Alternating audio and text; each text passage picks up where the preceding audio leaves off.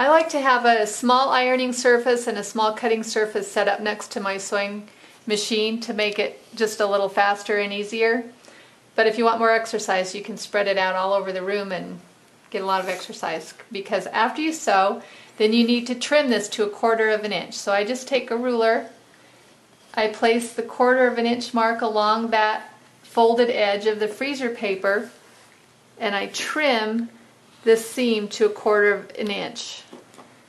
Another good ruler to use is that Add a Quarter, which has a little lip that would hook onto the edge of the freezer paper and make that trim really easy. After I make that cut, I'm going to open this up, fold my triangle over, I like to do a little finger pressing to make sure I get that fold really open. Then with my iron, I'm going to press that triangle onto the freezer paper, like that.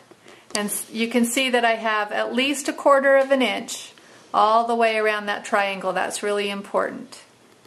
Now I'm going to fold down the line between numbers 1 and 3. That will be my next section to sew on. I'm going to do the same thing. Orient my triangle so that it's the same shape as this one. Fold that back. Take my right sides and put them together. Make sure as I do this that I am leaving at least 1/4 of an inch on either side of the paper, and then I will take this back to my sewing machine to sew. Okay, once again I'm just going to sew right along the line, right along the edge of the freezer paper fold, starting above it and ending beneath it. It's easy just to sew all the way to the end of the fabric.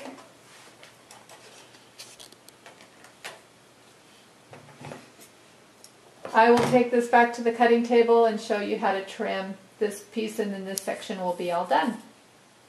Okay, as you trim, you want to make sure that that triangle is still folded off in that direction. You don't want it out here or you'll cut it right off and lose it. So the triangle's folded, the freezer paper's still folded, everything is still that way except for the seam allowance. That's what we're trimming to 1/4 of an inch, as we did before.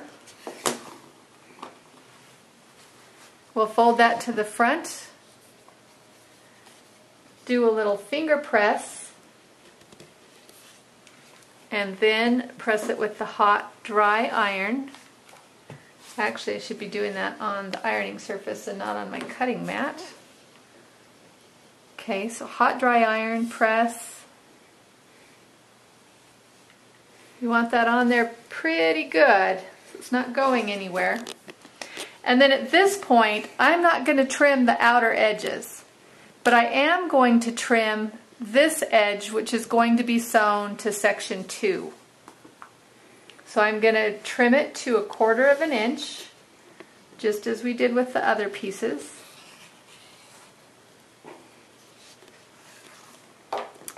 And this is my section 1 so far. It's all ready to go. I will now work on section 2, and I actually could have done these at the same time and did a bit of chain piecing, but just for the purpose of the demo I didn't, just so I could show you these steps one more time just to make sure you're familiar with them. So I have my section 1 piece ironed on. I'm going to orient my triangle wrong side up, the same direction as the freezer paper triangle. I'm going to fold that back. And you want to fold it not just along the perforated line, but all the way down, so it's just folded flat and out of the way. Fabric is wrong side up.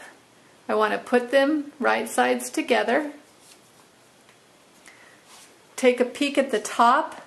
Make sure I have a good 1/4 of an inch along this side and up. And then I'll take this section to my sewing machine and sew it. Okay, with this section, it's just important that I'm 1/4 of an inch above that perforated line. So I don't need to start all the way back here where I am, but I just do just to give it more of support. I'm just going to sew all the way along the freezer paper. Make sure I go at least 1/4 of an inch past. I'll just go all the way to the end of the fabric. Take that off. I will take this back to my cutting table and trim it to 1/4 of an inch. I'm going to go ahead and add on section 3, and then I'll show you how to add on section 4.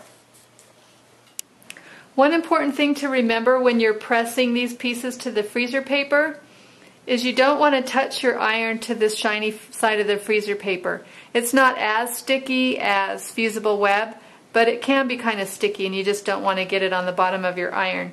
So I like to do it from the front, get a good press there, and then do it again from the back. It doesn't matter if you iron this to the ironing surface because that will come off really easy and not make a mess at all. But you just don't want to get it on the iron.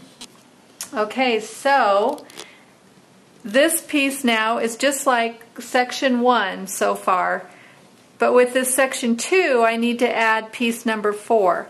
So I'm going to fold this back on that perforated line, give that a good fold there. I'm going to take my section 4 piece,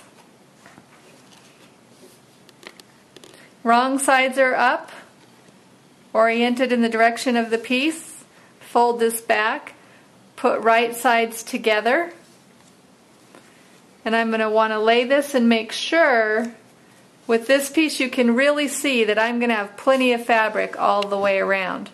So I'm going to take this to my sewing machine and I'm going to sew all the way along that line, leaving at least 1/4 of an inch off of either side.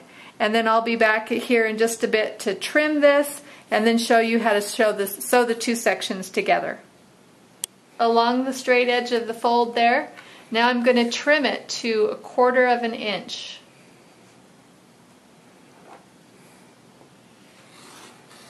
My ruler's not quite long enough, so I'm going to move it up here. Give that a trim. Now there won't be any shiny surface showing, so I can go ahead and give this a good press with an iron without having to worry about the freezer paper at all.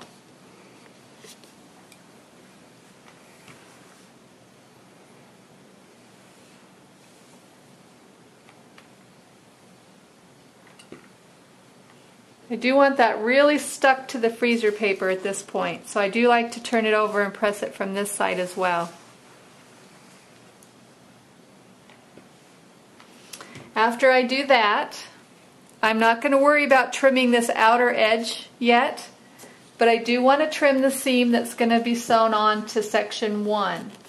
So I'm going to trim this seam to 1/4 of an inch.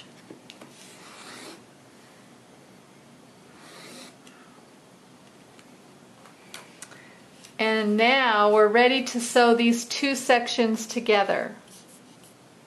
And here's where a couple of pins will come in handy. You have your 1/4 of an inch seam. I like to leave the freezer paper on as a guide.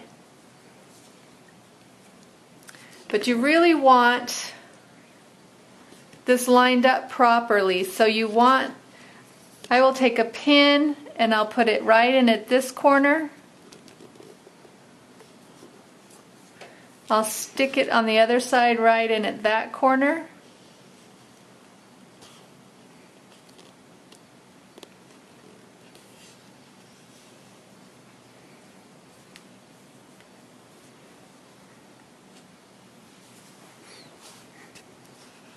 Take another pin and pin that in place. Then I'll do the same thing on the other side. Pin that corner, stick it through to this corner,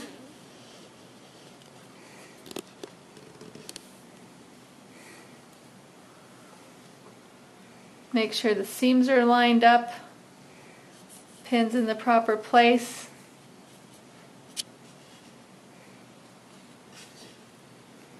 And pin that. Now I'm ready to take this to my machine, and I'm going to sew all the way along that line. Okay, once again, we want to start sewing at least 1/4 of an inch outside of this line, because this will be our seam allowance when we sew the quilt together. So I'm going to sew further than 1/4 of an inch. I just like to make sure that I'm far enough out there. And then I just need to sew alongside the freezer paper once again.